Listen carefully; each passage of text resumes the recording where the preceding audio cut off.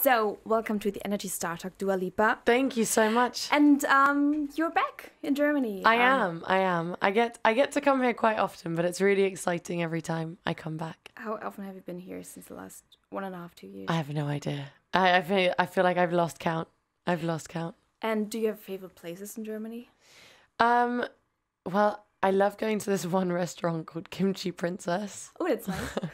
And I always go there, and I like just getting a bike and just running around and then stopping by and finding a photo booth, because we don't have photo booths like that in London. So there's always something really exciting about that. So that's kind of your travel ritual. Yeah, when I'm here in Berlin. And there's actually a new single. Yeah. Out. It's Lost in Your Light. Tell us a bit about that song. Well, it's definitely one of the happier songs on the album. It's about that feeling that you get when you first meet someone and that honeymoon period of a relationship to begin with, and it's kind of all the excitement that comes with it, alongside all the confusion as well as to why you're feeling those feelings. Yeah, so that's what Lost in Your Light is about, and I feel very lucky I got to work with an artist that I really admire, and an artist that's always been on my list of people that I want to work with, which is Miguel.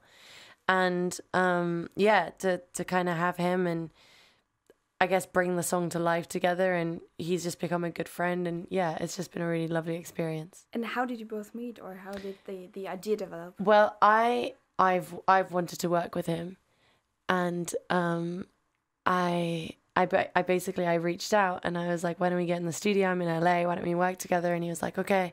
But we only happened to have only one day, both of us, that we were free to just have one day to work.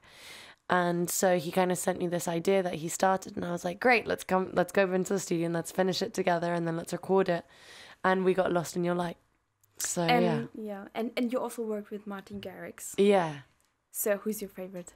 Who's my favorite? Oh, they're both my favorite. I can't pick. They're both so lovely, and with all the people that I've gotten to work with, I feel very humbled by them, and they're all so kind and lovely, and I don't know, it's been really nice to be able to make friends in the music industry. It's been really nice.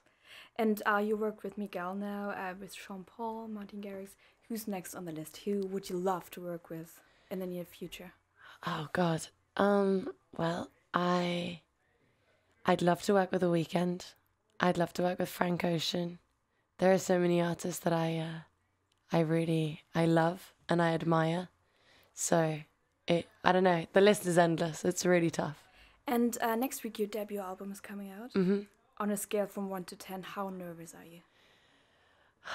I'm an 11, but I'm also a 15 with excitement. I feel like it's been a long time coming, but I'm really excited about it, and I can't wait for everyone to hear it. And I feel like the album, once it's out, it'll really show another side of me and who I am as an artist. And yeah, I'm just really looking forward to it. And for those who haven't had the chance, like me, to listen to the album, what can we expect?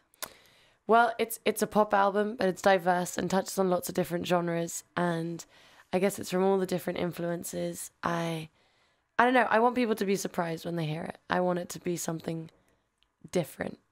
So I'm looking forward to that. And when you think about the album, what are you the most proud of? Not necessarily a song or something. Just how far I've come, really. Personally, on a personal level, I feel like I've learned a lot about myself. I feel like I've not only learned about the writing process, but also deep down how to get my thoughts onto paper and how to make the most of it, and learn that just by being as much of an open book as possible, that I'm able to get the best song out of myself, and that's definitely something.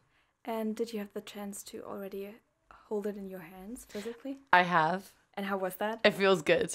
It feels really, really good. And I like I'm saying, I just can't wait for everyone to hear it. And do you have any plans for the release day? Maybe a party or? Well, on the day of the release, I'll be in London for a bit, and then I fly to New York. And then I've got a festival the day after, so it's all just go from that point on. But it's going to be a party for sure. And during the last 1.5 years, what's the thing in your life that has changed the most? Well, I don't get to stay in one place for longer than a couple days. I think that's definitely it. But I've got very good friends and family around me that keep me grounded and that support me. So every time I am at home, everything feels normal all of a sudden. So it's good. And on September 2nd, you're playing our off-air event here in Berlin. Yeah, I am. The Energy Music Tour. And it will be open air, about around 6,000 people. Does that make you nervous? Do you have stage fright? Me, I always get nervous before I have to perform. And there's always, I mean, like I say, nerves, it's also excitement and adrenaline rush and everything. But I'm really just looking forward to getting out there and performing and having the opportunity to come and do a fun tour like the NRJ radio tour. So I can't wait. And do you have rituals before you go on stage?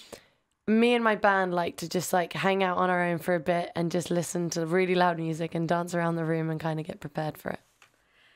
And for us to know, what do you need backstage? What's the thing you can't miss before before the show? Oh my God, I don't know. Just lots of tea. Just Okay. lots of tea. No, Yeah, no. just writing it. Well, if you're gonna start this way, I want a unicorn. I can't go on stage without having a unicorn. I also need 2 micro pigs and 7 puppies. Okay. Just so you know, for next time. Thank you so much. I've got some random questions from my colleague Flo, who couldn't be here. Okay. Maybe you could say hi, Flo. Okay. Hey, Flo. And the first one is, what's the best thing about being successful with your music? Being able to travel the world and experience different audiences. And if anybody invites you for dinner, what should he cook? Anything simple. I'm really not fussy at all. So, anything. Yeah. They're probably Pasta. Sorry, I had to say it. I don't know why I forgot, but pasta's good. Which kind of pasta? Spicy arrabbiata pasta. Yeah. That sounds good. Mm. There are probably many people around you that are planning your days. You've got schedules, your days scheduled. But which job would you never pass on to anybody else? My social media. I like to do it all myself. But it's a lot, I guess. It is a lot, but I guess I really enjoy it. I have someone who helps me with like the posters and stuff, but I like doing all the announcements myself because it's really exciting to see people's reactions straight away. It's that feeling of just being like, oh, now I can scroll and see what people think. I don't know. It's still really exciting for me. 2 questions more. What would you rather own, a talking horse or a flying car? Talking horse. Or maybe a unicorn?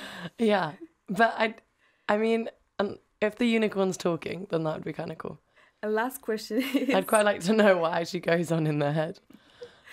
Last question is, if there was a zombie apocalypse, I can't even say the word. Apocalypse starting now, what would you do? Run. I don't know, run. I feel like that's the first thing you do if you see a zombie coming at you. I guess that's the best thing. Yeah. So thanks very much for the interview. Thank you so much. Thank you so much for coming. Thank you for having me.